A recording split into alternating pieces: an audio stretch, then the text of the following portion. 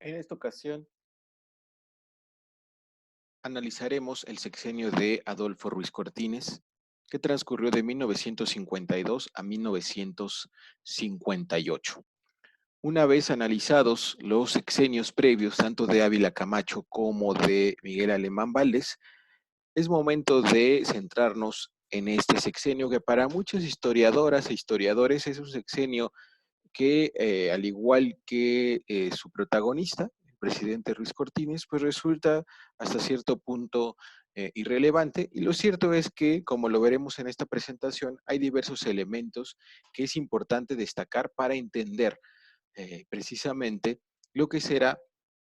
la consolidación de varios aspectos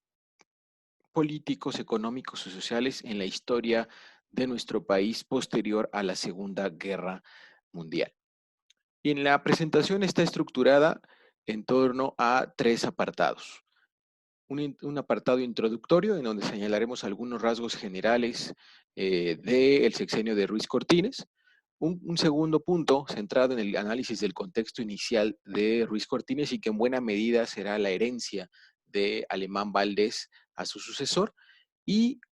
un tercer apartado eh, en el que se analizarán las características, las acciones y las políticas de Ruiz Cortines a partir de 1954 y que como veremos pues estará marcado principalmente por acontecimientos de orden económico y sus consecuencias sociales.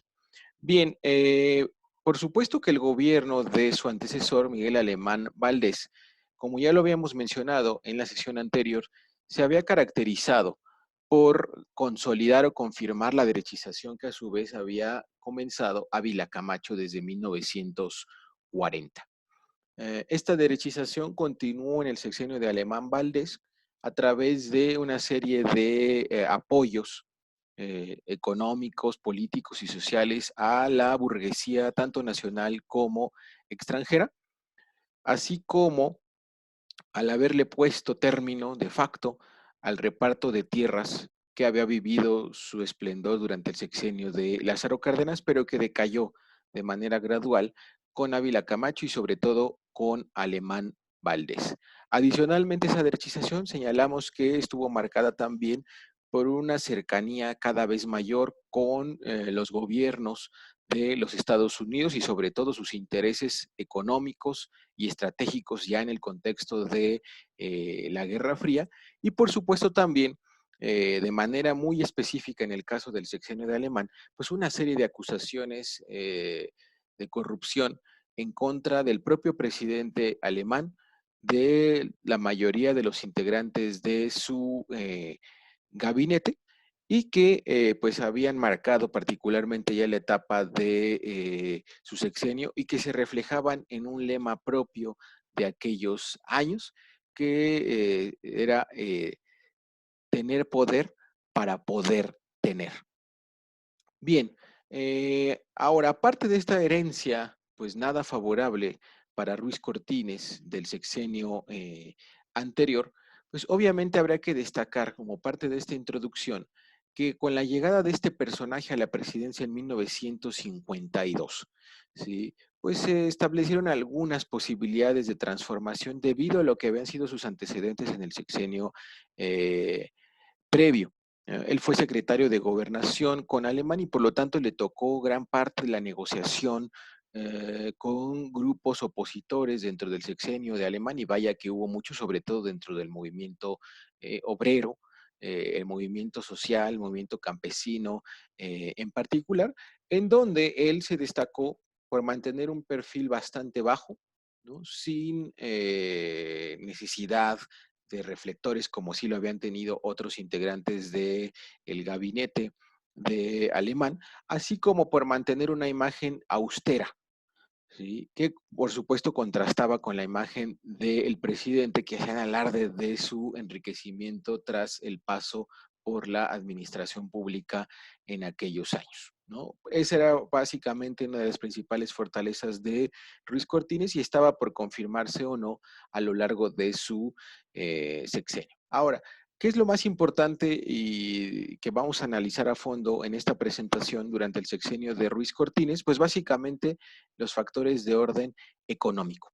¿sí? El país atravesaba ya por una situación de desaceleración, sobre todo en los últimos 2 años del sexenio de Alemán, por lo cual en un inicio el sexenio de Ruiz Cortines estará concentrado en la búsqueda de la estabilidad, es decir, seguir creciendo, pero sin que eso se reflejara en un incremento de los precios, y posteriormente también buscar el crecimiento, ¿sí? Una vez que esta falta del mismo se había reflejado o se reflejaría en movimientos sociales, sobre todo del sector obrero, particularmente el caso de los ferrocarrileros, petroleros, mineros y maestros. Y esto se va a ver seriamente afectado ya en el sexenio de Ruiz Cortines, por lo que será una nueva devaluación en 1954 y obviamente los efectos adversos que tiene sobre los sectores más desfavorecidos de la sociedad, por lo que obviamente sus objetivos y sus acciones se modificarán a partir de 1954. Entonces, 1954 se convirtió en el parteaguas de este sexenio y hay un antes y un después en varias de sus políticas, sobre todo la económica y la social. Bien, en cuanto al primer apartado, el contexto inicial, recapitulamos, por supuesto, la herencia de los factores de la parte final del sexenio de Miguel Alemán. Habíamos hecho alusión a las crecientes manifestaciones obreras, sobre todo las que tenían que ver con el sindicato ferrocarrilero, petrolero y minero, tras los efectos que había tenido la devaluación del peso entre 1948 y 1951 y cómo se había dado también la represión gubernamental a través del de el corporativismo, el charrismo sindical que ya explicamos en el sexenio de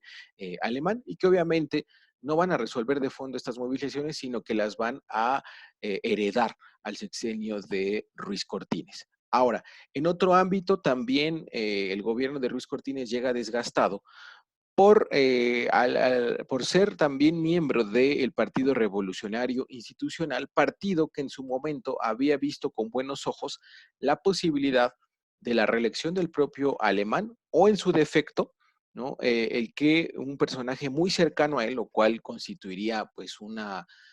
reelección en el fondo, el caso de su amigo Fernando Casas Alemán, que era para ese momento el jefe del departamento del Distrito Federal, pues fuese su sucesor a fin de darle completa continuidad, no solo política, sino incluso personal, al sexenio de Miguel Alemán.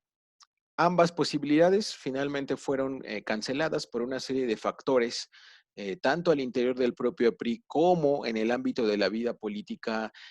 nacional, y que devinieron, por supuesto, en la candidatura entonces y posterior llegada al poder de Adolfo Ruiz Cortines. Ahora, dentro de estos movimientos opositores a el sexenio de Alemán y a su continuidad, ya sea de manera directa o a través de amigos cercanos como Casas Alemán, pues encontramos de manera muy destacada al llamado movimiento enriquista. ¿Sí? El personaje que ustedes observan en la diapositiva es el general Miguel Enríquez Guzmán, ¿no? Un general de origen coahuilense que había tenido una participación secundaria en la Revolución Mexicana, pero que sobre todo en los gobiernos posteriores, desde el gobierno de Carranza hasta el gobierno de Lázaro Cárdenas, pues había sido un personaje muy cercano a esta corriente campesina, muy cercana en su momento al propio general Lázaro Cárdenas, posteriormente incluso tuvo una participación importante en el sexenio de Ávila Camacho y que había intentado en 1946, con la sucesión presidencial de Ávila Camacho a Alemán, pues ser el candidato del entonces Partido de la Revolución Mexicana. No obstante, declina ante el peligro que significó para la continuidad del PRM la candidatura de Ezequiel Padilla. En ese sentido, Enríquez Guzmán decide postergar sus aspiraciones presidenciales, pero en 1952, dado el desprestigio del gobierno de Alemán y el apoyo que el propio Enríquez recibe por general Lázaro Cárdenas, antiguos cardenistas como el propio Francisco J. Mújica, así como por distintos sectores de la sociedad mexicana, decide ahora sí, primero, tratar de ser el candidato del PRI y ante la imposibilidad de lograrlo, pues decide fundar su propio movimiento que después se convertirá en partido, la Federación de los Partidos del Pueblo Mexicano, instrumento a través del cual este personaje y sus seguidores tratan de disputarle la presidencia de la República a el Partido Revolucionario Institucional. El enriquismo como movimiento político, decíamos, no era el primero al que se enfrentaba el partido en el poder, para ese momento el PRI, pero anteriormente el PRM, sino era el tercero en una lista que había sido iniciada en 1940 por el almazanismo, como en su momento lo mencionamos, teniendo como protagonista al general Juan Andreu Almazán. Un segundo movimiento que había significado una fractura dentro de ese grupo en el poder, que fue el llamado padillismo, encabezado por Ezequiel Padilla y quien le disputó la candidatura a Alemán Valdés, pues el enriquismo era el tercero de manera consecutiva que, eh, al igual que los otros dos, pues podría generar una disputa importante a la continuidad del grupo en el poder, pero que al mismo tiempo de no lograr sus objetivos también podía derivar en una confrontación armada como lo habían sido el almazanismo en 1940 y el padillismo en 1946. Ahora, en términos generales, ¿cuál va a ser la importancia del enriquismo en este contexto de 1952? Fue sí, no el primero, pero fue el último intento militar que se da por lograr la candidatura del PRI en su momento, pero también como grupo opositor a el entonces partido en el poder. Fue también en ese contexto del México postrevolucionario la última ruptura al interior del PRI, la que veremos ya muchos más años adelante, en 1988, encabezada por Cuauhtémoc Cárdenas, por Porfirio Muñoz Ledo, pues será ya en un periodo histórico posterior, el llamado periodo neoliberal que también revisaremos en este curso, pero en este contexto del México postrevolucionario, esta será la última escisión que termina de manera violenta al interior del propio PRI. Ahora bien, en cuanto a los antecedentes que tendrá este movimiento, decíamos, él fue precandidato en el 45-46 y se adscribía a esa historia de movimientos político-electorales que cada 6 años surgían en el país. Ahora, en cuanto a sus integrantes, pues era una movilización bastante amplia, bastante heterogénea, ¿no? Decíamos, había cardenistas, había también campesinos a disgusto con la política agraria de los últimos dos gobiernos, también obreros independientes que ya no se sentían representados por la CTM ni por la política laboral del grupo en el poder, también sectores de clases medias que habían venido alimentándose en los últimos años a partir del crecimiento de las ciudades, intelectuales también bastante críticos del PRI, de sus prácticas corruptas, clientelares, autoritarias, y que veían en Enríquez Guzmán, si no una ruptura de fondo con esas prácticas, al menos sí una posibilidad de dejar algunas de ellas de lado. Y también había grupos empresariales, de los cuales incluso el propio Enríquez formaba parte, porque él procedía de una familia pues, con una posición económica bastante desahogada y que tenía inversiones en distintos sectores, tanto del mundo agrario como industrial, y que también veían en Enríquez la posibilidad de pues verse reflejados a través de nuevas políticas que le resultaran benéficas y no ya tanto al capital extranjero como era lo que se había visto sobre todo en el sexenio de Miguel Alemán. ¿Cuáles van a ser las características más importantes del enriquismo? Es interesante lo que se afirma en esta parte de la diapositiva. Más que un proyecto, el enriquismo es un movimiento. ¿Sí? Es decir, no logra trascender más allá de la coyuntura de la elección de 1952, ¿sí? Y sus elementos de cohesión pues van a estar bastante endebles. ¿Okay? Sobre todo eso se debe pues a que el elemento que aglutinaba a sus integrantes, ya veíamos muy diversos, pues era el evitar la continuidad del PRI en la presidencia de la República, pero fuera de ello, pues no había otros elementos a mediano y largo plazo que aglutinaran a estos sectores descontentos con el gobierno de Alemania. En cuanto al programa que presenta en la elección de 1952, pues básicamente es un regreso a los ideales de la revolución, particularmente el artículo 27, el artículo tercero y el artículo 123. Entonces, tanto documentos emblemáticos de la revolución como el plan de San Luis, el plan de Ayala y después lo que será la Constitución de 1917 sintetizan las aspiraciones ideológicas del enriquismo. Por supuesto, también un respeto a la Constitución vigente y que acusaban al gobierno de Alemán de haber infringido en disposiciones esenciales, decíamos, del artículo 27, particularmente en lo referente a la política agraria y a la política eh, petrolera. Por supuesto, también demandaban el fin de la corrupción que había llegado a excesos no vistos en la historia del país durante el sexenio de Alemán y que algunos analistas sintetizaban en el hecho de que con Miguel Alemán la revolución se había bajado del caballo para subirse al Cadillac. No por el hecho solamente de la transición de un México rural a un México urbano, sino en lo que representaba el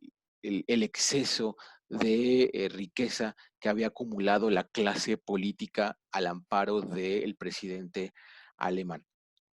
También decíamos que había una demanda de apoyo al capital privado, particularmente nacional, que se sentía desplazado por estas grandes inversiones extranjeras. Bien, ¿cuáles van a ser los efectos y los logros más importantes del riquismo que obviamente no logra su objetivo principal, que era pues hacerse de la presidencia de la República en 1952? Pues, digamos, parte de la explicación de ese fracaso en términos de corto plazo del enriquismo se debió a que decíamos a que como movimiento más que proyecto, pues siempre estuvo más preocupado por las formas que por el fondo.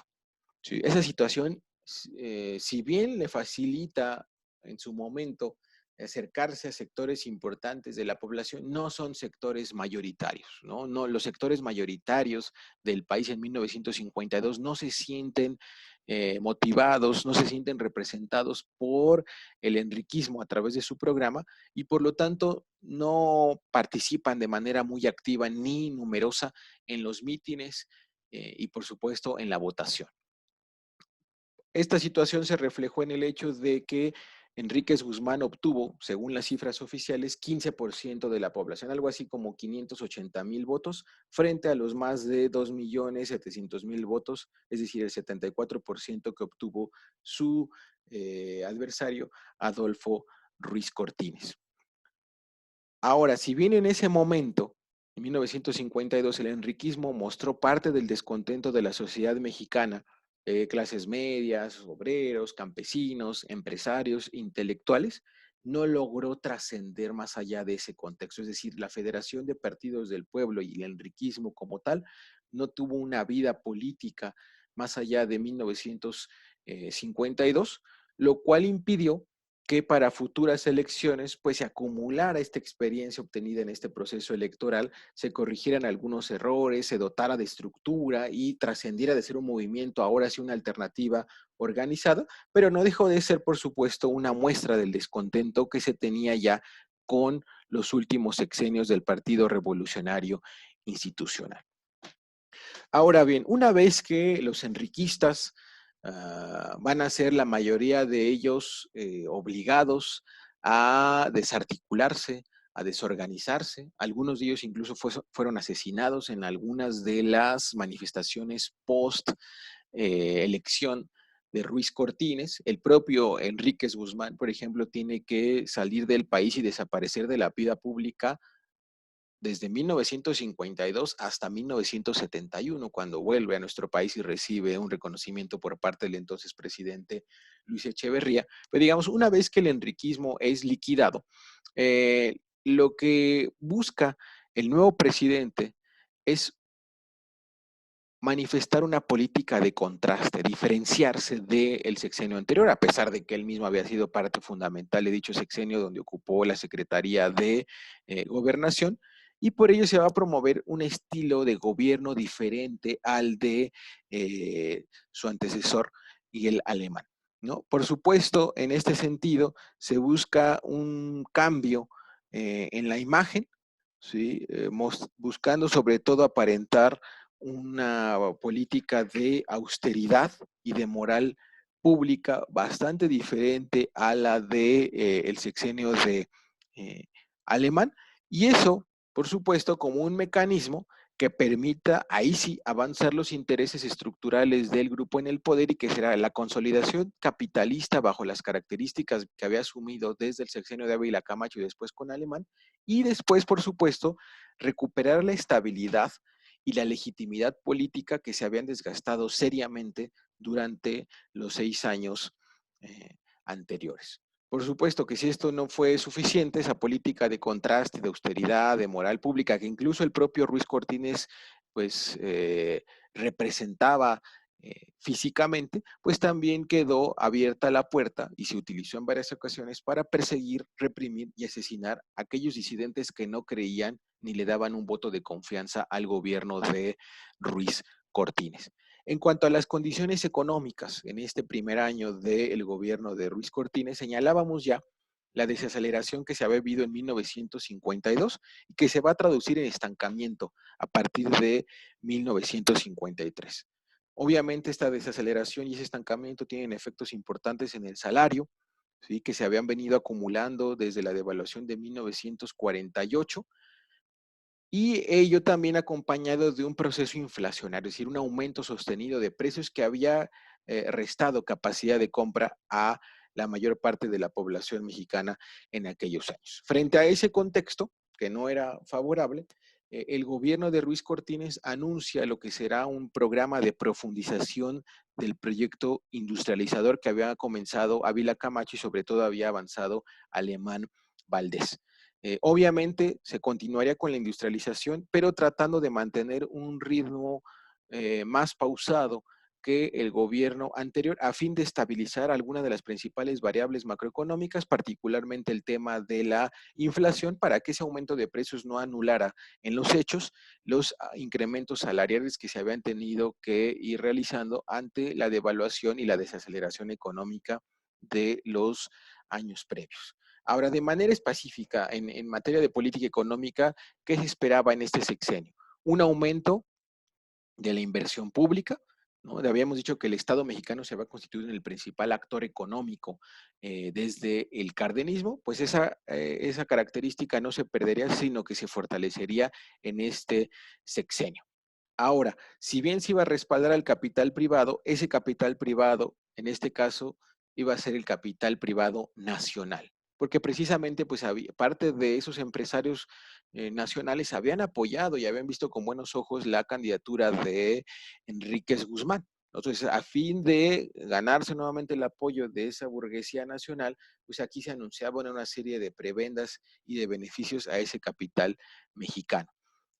También se había puesto como objetivo endeudarse con el exterior lo menos posible, a fin de no seguir generando un crecimiento dependiente y una mayor vulnerabilidad frente a esos intereses económicos extranjeros, particularmente los Estados Unidos. Un cuarto punto particular de esta política económica que se esperaría con Ruiz Cortines sería lograr un equilibrio de las cuentas públicas, es decir, evitar el déficit, evitar que los gastos fuesen superiores a los ingresos, en donde ahí pues obviamente también se muestra una influencia del hecho mismo de que el propio Ruiz Cortines tuviese como profesión la contabilidad y trataba de mantener ese equilibrio en la cuenta pública a fin de evitar incurrir en el endeudamiento, en el déficit y por supuesto eso derivado en una inflación y un descontrol de los precios. Socialmente, ¿cuáles fueron las características más importantes en estos 2 años del sexenio de Ruiz Cortines? Pues se buscaría también, por supuesto, mantener a raya a los movimientos sociales a través del instrumento ya descrito anteriormente como el corporativismo, es decir, el férreo control que se ejercía desde la Secretaría del Trabajo, desde la Secretaría de Gobernación, de los principales gremios y sindicatos en el país. ¿No? Ahora, por supuesto, el corporativismo tenía ciertos límites. Entonces, el gobierno, para evitar incurrir en una serie de prácticas de represión, de castigo y de persecución a los movimientos sindicales, se comprometía a evitar el aumento de los precios, así como a combatir la corrupción que se había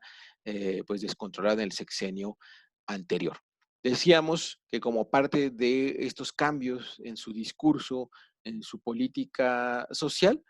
se promueve ese lema, la moral y la austeridad públicas, para distanciarse de lo que había sido la inmoralidad y el despilfarro en el sexenio de Alemán. Y de manera también importante es que desde la campaña de Ruiz Cortines se había prometido el hecho de que se reconocería el voto a la mujer a partir de la elección intermedia de 1955. Entonces también se buscaba de esa forma acercarse a el sector femenino de la población a fin de alguna manera recuperar una cantidad de votos que el PRI había ido perdiendo derivado de sus propios errores y del crecimiento de la oposición. Un tercer elemento de estos factores de carácter social será una nueva ley, la ley de responsabilidades de los funcionarios públicos, así como de una serie de medidas contra los monopolios. En el caso de la ley de responsabilidades de funcionarios públicos, nunca se aplicó porque ninguno de los funcionarios públicos del sexenio de Alemán fueron investigados ni mucho menos sancionados por la serie de delitos que habían cometido, mientras que en el caso de las medidas contra los monopolios sí hubo una aplicación y que favoreció eh, cierto control de precios, ¿sí? Así como la especulación por parte de algunas empresas, sobre todo en el ámbito agrario. Ahora, ¿cuál va a ser el factor o el hecho que marca un antes y un después en el sexenio de Ruiz Cortines y en los planes económicos, políticos y sociales que ya hemos descrito? Pues va a ser un hecho que tiene lugar en abril de 1954. En plena Semana Santa, eh, con una población pues volcada todavía entonces en los llamados días de guardar, ¿sí? En un sábado, para ser precisos, el sábado de gloria de 1954, el gobierno anuncia de manera completamente imprevista una nueva devaluación de la moneda, que pasaría de los 8 pesos 65 centavos por dólar a 11 pesos 34 centavos por dólar a partir del siguiente día, es decir, a partir de el lunes posterior a la Semana Santa de 1954. Ahora, no fue la devaluación definitiva durante el sexenio de Ruiz Cortines, ya que un año después vuelve a sufrir un ajuste de los 11 pesos con 34 a los 12 pesos con 50 centavos por dólar, en donde va a quedar ya a lo largo del resto del sexenio de Ruiz Cortines el tipo de cambio o la paridad entre peso y dólar. Recordemos que en aquellos años, a diferencia de lo que vimos en la actualidad, teníamos un tipo de cambio fijo, ¿sí? Es decir, el Banco Central, que es quien se encarga de la política cambiaria en nuestro país, en aquellos años decidía a través de la Junta de Gobierno, que en realidad pues, era una decisión de la Secretaría de Hacienda y del presidente en turno, cuál era el tipo de cambio de peso frente al dólar, a diferencia de lo que ocurrirá sobre todo a partir de las reformas neoliberales encabezadas por Salinas de Gortari, en donde el tipo de cambio ya no es fijo, sino es un tipo de cambio libre, en donde el valor de nuestra moneda frente a otras se determina a partir de la oferta y demanda en el mercado cambiario. En el México postrevolucionario, y así se va a mantener durante la década de los 50 hasta la década de los 80, es un tipo de cambio fijo y por lo tanto es una atribución y una decisión del gobierno en turno, ¿no? Ruiz Cortines decide devaluar la moneda desde 8.65 hasta los 12.50 y eso pues va a tener sin duda una serie de efectos muy importantes. Por supuesto, el primero de ellos es la salida de capitales, ¿no? Sobre todo dólares, lo cual descapitaliza seriamente al país. Se calcula que en aquellos años esa salida de capitales representó la mitad de las reservas nacionales, lo cual obviamente generó una serie de presiones a otros sectores de la economía, particularmente los sectores de menores ingresos, quienes experimentan una caída muy notable de sus ingresos, de sus salarios en términos reales. Recordemos que buena parte de los productos, incluidos alimentos, y manufacturas que se consumían en aquellos años en nuestro país procedían del extranjero.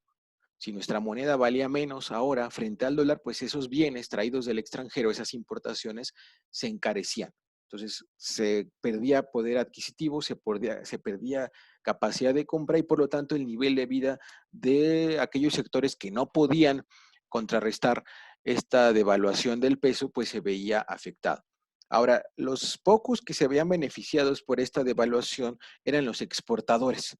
Ya explicábamos también con motivo de la devaluación del 48 que los exportadores se ven beneficiados porque eh, sus productos se abaratan,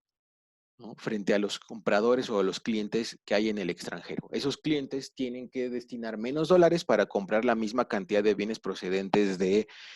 México. Entonces, esos exportadores, al abaratar sus productos, se ven beneficiados. Particularmente hablamos ahí de los exportadores agrícolas que se dirigían principalmente al mercado de los Estados Unidos. Ahora, el efecto más importante en el corto plazo es que tras la acumulación de esos efectos mayoritariamente negativos, el gobierno de Ruiz Cortines decide modificar los objetivos de su política económica. ¿Sí? Y a partir de ese momento el objetivo principal será el que la economía crezca. Se deja de lado la estabilidad, el equilibrio de las finanzas públicas y ahora el objetivo fundamental es crecer. Crecer, crecer, crecer para evitar un descontento que de por sí ya se había manifestado en el término del sexenio de Alemán Valdés, sobre todo entre los movimientos sindicales y campesinos. Bien, dentro de las acciones que van a realizarse para cumplir con ese nuevo objetivo, que es el crecimiento de la economía a como diera lugar, pues está el endeudamiento externo, que recordamos había sido precisamente uno de los objetivos que se trató de evitar al inicio del sexenio de Ruiz Cortines, el no incurrir en la deuda para evitar esa dependencia, esa vulnerabilidad frente al extranjero. Aquí se deja de lado, dado que no había recursos al interior del país. Y no lo sabía, no porque efectivamente México careciera de recursos económicos. El asunto es que esos recursos estaban concentrados y para colocarlos en manos del gobierno se tenía que haber recurrido a una reforma fiscal progresiva, cobrarle impuestos a las empresas y los individuos más ricos del país y canalizar esos recursos ahora públicos a inversiones en beneficio de la mayoría. Como no se quiso recurrir a una reforma fiscal, dado que los intereses del gran capital pues estaban a salvo con el presidente, la Secretaría de Hacienda, etcétera, pues entonces se recurre al endeudamiento externo y es muy evidente, como se muestra en la tabla de esta diapositiva, apreciar cómo mientras en 1952 el monto de la deuda había sido de 382 millones de dólares, observamos cómo 1954 es el año en donde se llega prácticamente a los 1,000 millones de dólares como parte de la deuda externa. Es decir, el año de la devaluación, el año de esa crisis económica que refleja esa devaluación, pues es el año en donde más se endeudó al país, pero de ahí los niveles no son inferiores y en ningún sentido desde 1955 hasta 1958 vuelven a ser ni siquiera cercanos a lo que habían sido en 1953 y 1952. Es decir, en pocas palabras, la devaluación del 54 lleva a que el país se endeude, ¿sí? Y eso, pues, obviamente en beneficio de los sectores que sí recibieron parte del presupuesto público que se obtuvo como parte de ese endeudamiento externo. Dicho sea de paso, la mayor parte de esos créditos se contrataron con el gobierno y los bancos estadounidenses. Ahora, una segunda consecuencia, aparte de ese endeudamiento externo, a partir de 1954, será también el incremento del gasto público. ¿Sí? El gobierno sigue gastando, y lo destinará, por ejemplo, a la creación de instituciones, fondos, consejos, etcétera. En este caso será la creación del Fondo de Fomento para la Agricultura, que será pues una institución encargada de canalizar recursos, pero sobre todo para la parte más redituable del campo mexicano, que era la agricultura de exportación. Se otorgan también créditos a la industria, sobre todo a la industria destinada a la producción de bienes de consumo final en nuestro país y pues con ellos se logra uno de los objetivos de ese capital privado nacional y que había sido el resultar beneficiado por la política y sobre todo los recursos públicos. Con motivo de esa devaluación, pues se crea el contexto idóneo para que reciban más créditos por parte del Estado. También se crea el Fondo para la Pequeña y Mediana Industria, pues que es justamente un fondo con recursos públicos para otorgar créditos a estos pequeños y medianos empresarios que habían visto también mermados sus intereses a partir de la devaluación de 1954. De manera complementaria también se crea el Consejo de Fomento y Coordinación de la Producción Nacional, que no es otra cosa más que un frente en donde están representados funcionarios públicos y representantes de distintos sectores de la industria nacional a fin de ponerse de acuerdo acerca de la nueva política económica que se tendría que seguir a partir de 1954 para lograr que el capital privado nacional fuese el más beneficiado. Entonces, como vemos, hay una creación de burocracia, de instituciones a partir de la devaluación de 1954, pero que en ninguna de ellas prácticamente aparecen los intereses de campesinos, obreros, desempleados, que habían sido sin duda los que cargaban con la mayor parte de los efectos negativos de la devaluación del 54. ¿Cuáles van a ser los efectos tanto de la devaluación como de la respuesta del gobierno que acabamos de sintetizar? Un efecto importante, se recupera la tasa de crecimiento de la economía nacional. 1954 va a ser el año más importante en este rubro. ¿Sí? El problema es que no es un crecimiento sostenido, sino es un crecimiento que refleja en el corto plazo la inversión pública derivada de esta devaluación, pero que no se va a prolongar con el paso del tiempo, puesto que no se habían en realidad resuelto los problemas estructurales, sino que solo se habían ido postergando con estos créditos procedentes del extranjero y el incremento en el gasto público. Por supuesto, decíamos, a pesar de que en un inicio se había tratado de dejar de lado el déficit, en este caso aumenta.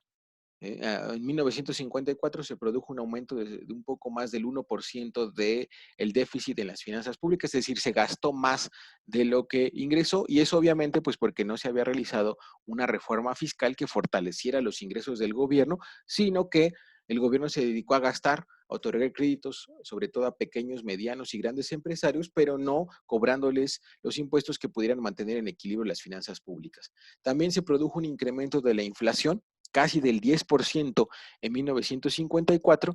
puesto que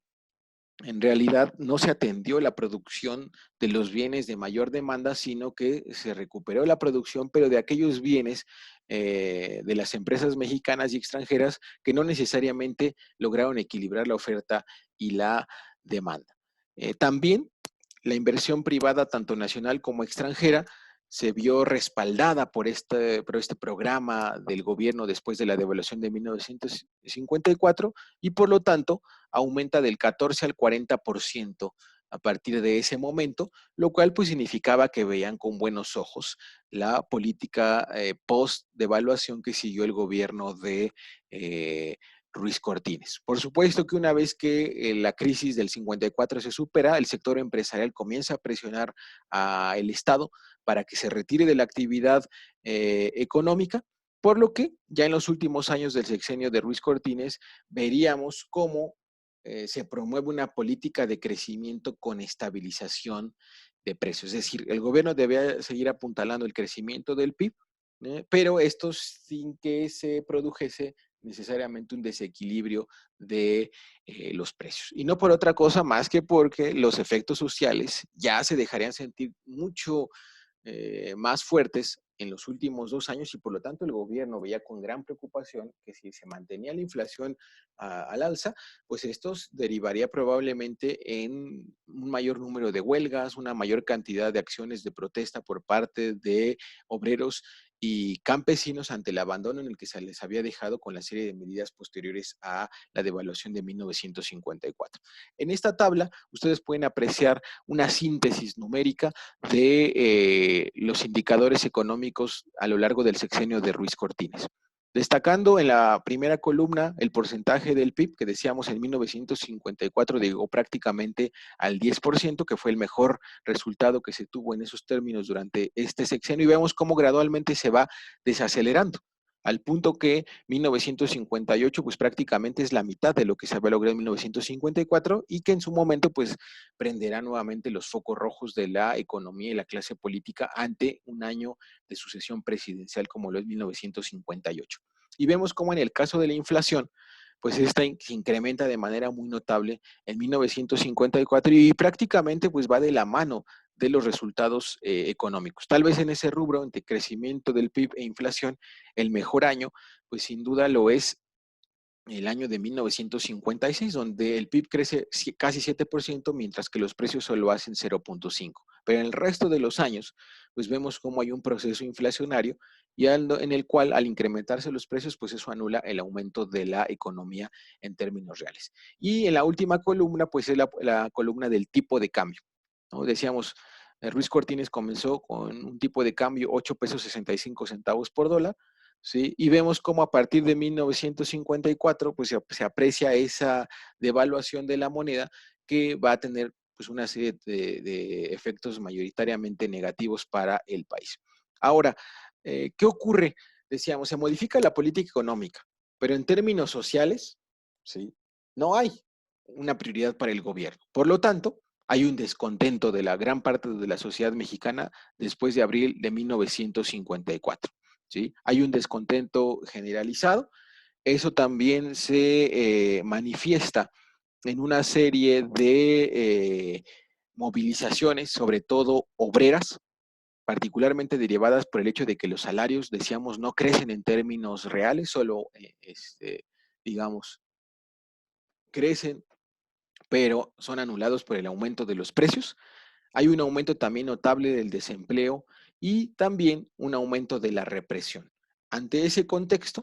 ¿sí? Y como producto de una decisión, una división dentro del movimiento obrero, surge la Unión General de Obreros y Campesinos de México en 1956, quien hace un llamado a una huelga general en julio de ese año. ¿Por qué? Porque los obreros no se sentían representados ya por ninguna de las principales centrales obreras del país, particularmente la CTM, ni por las juntas federales de conciliación y arbitraje. Eh, Como respuesta desde el gobierno a esta nueva organización obrero-campesina, se crea la CROC, ¿sí? La Confederación Revolucionaria de Obreros y Campesinos,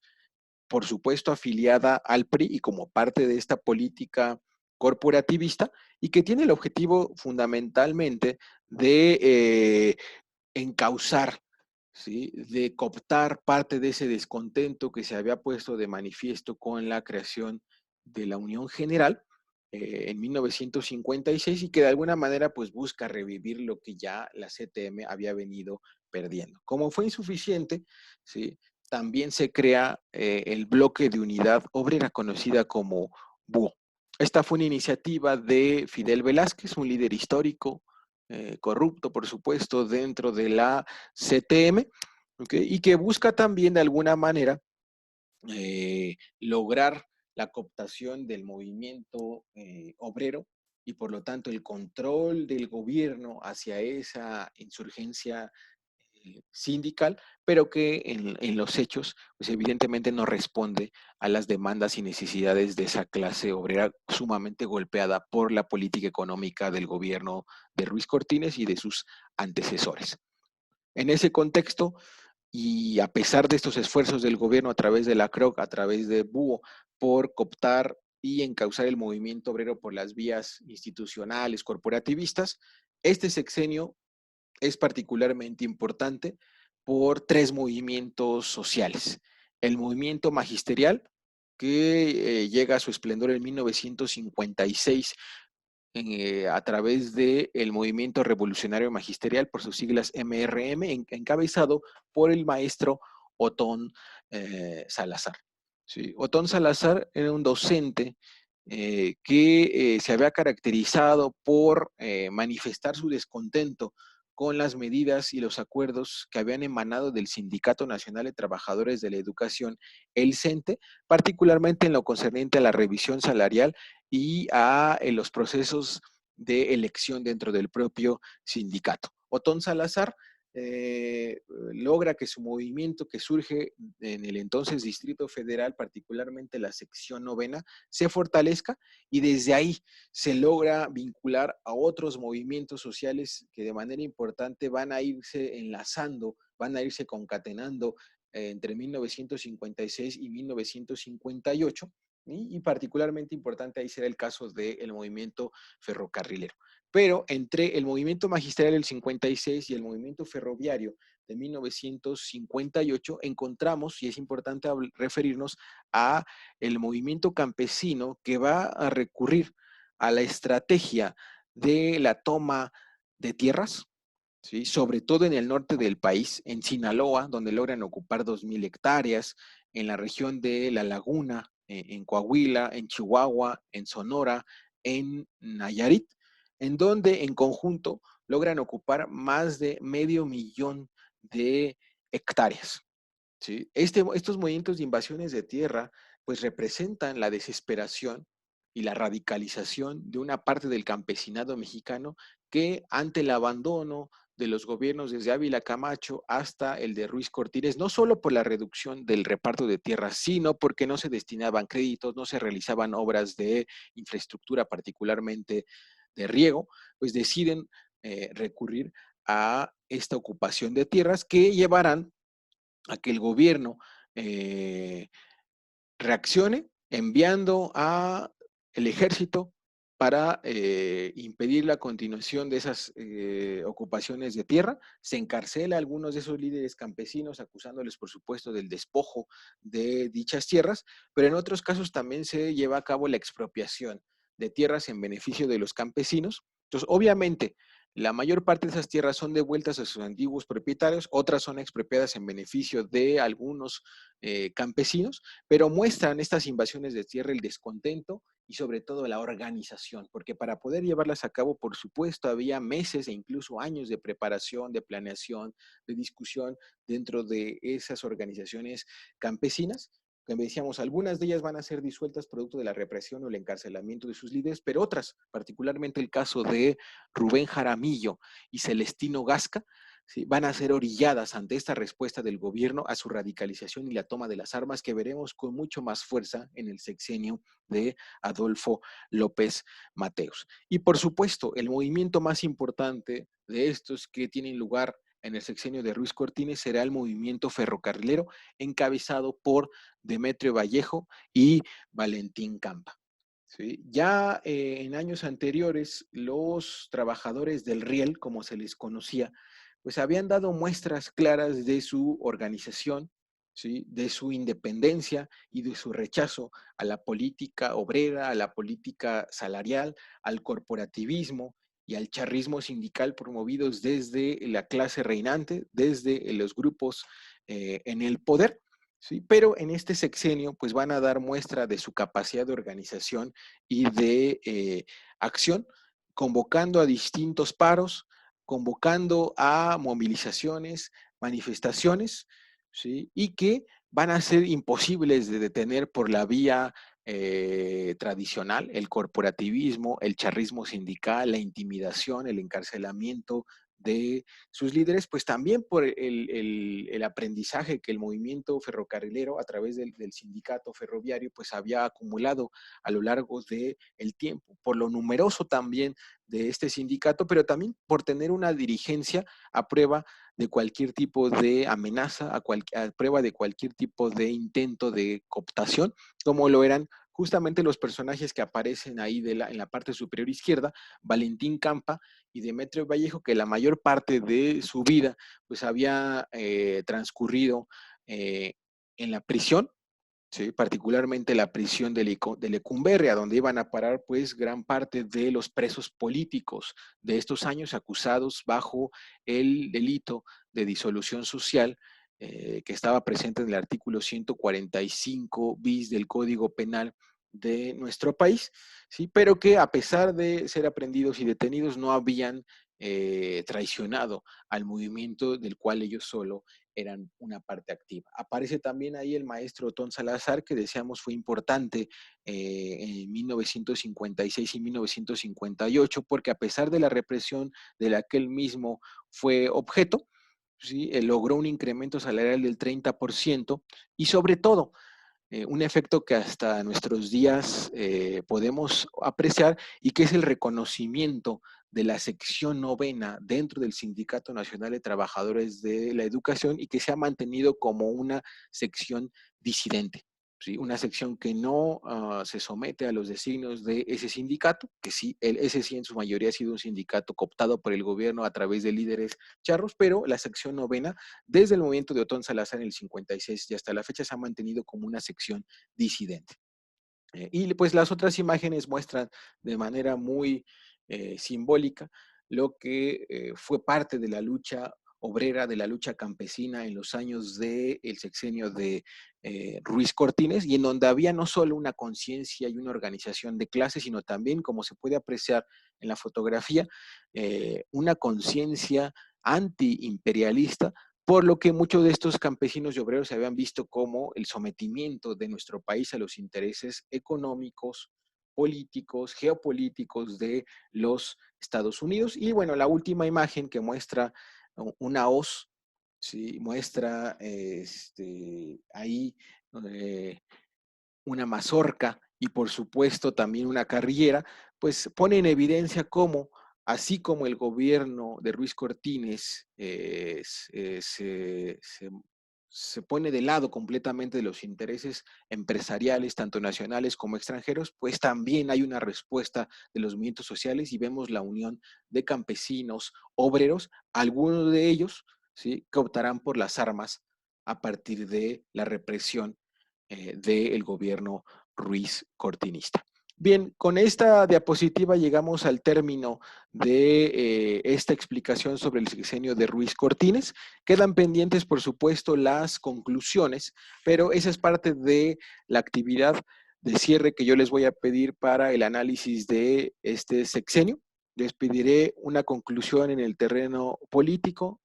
una conclusión en el terreno económico y una conclusión en el ámbito social de este sexenio para que me las hayan llegar a través del correo electrónico. Por supuesto, también con las dudas o comentarios que les hayan surgido a partir de las lecturas. Este sexenio lo revisaremos todavía con eh, las lecturas de La Bastida, con la lectura de el capítulo 1 del tomo 5 de México, un pueblo en la historia, de Esperanza Gracida, y a esas le sumaremos dos lecturas, una de Germán Pérez y otra del capítulo 1 del tomo 6 de México, un pueblo en la historia, que les haré llegar por correo electrónico para que complementen el análisis que de manera muy resumida yo acabo de realizar y por supuesto me hagan llegar las dudas o comentarios que tengan al respecto. Aquí concluimos la presentación y les agradezco su atención.